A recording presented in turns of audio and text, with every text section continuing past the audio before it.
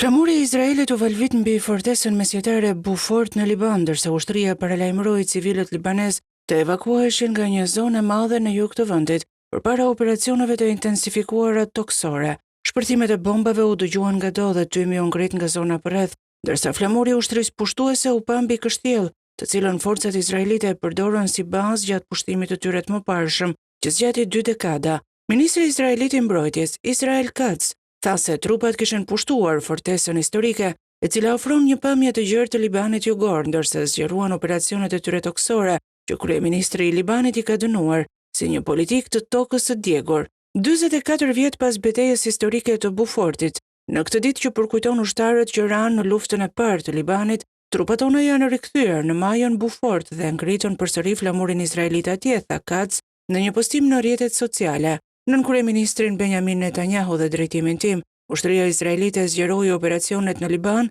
kaloi lumin Litani dhe pushtoi kreshtën Beaufort, një nga pikat më të rëndësishme strategjike për mbrojtjen e komuniteteve të Galiles dhe ruajtjen e sigurisë të forcave tona, tha ai. Sulmi drejt fortesës historike erdhi ndërsa ushtria izraelite lëshoi një urdhër evakuimi gjithëpërfshirës në zonat në jug të lumit Zahrani, në veri të Litanit dhe rreth 40 kilometra nga kufiri, duke paralajmëruar se po synonte grupin e armatosur Hezbollah të mbështetur nga Irani. Kryeministri i Libanit Nawaf Salam e akuzoi Izraelin të shtunën se po ndjek një politik të tokës së djegur dhe ndëshkimit kolektiv në jug, duke kërkuar ndalimin e luftimeve dhe duke paralajmëruar se po shkatron qytete dhe fshatra dhe po i detyron banorët e tyre të largohen.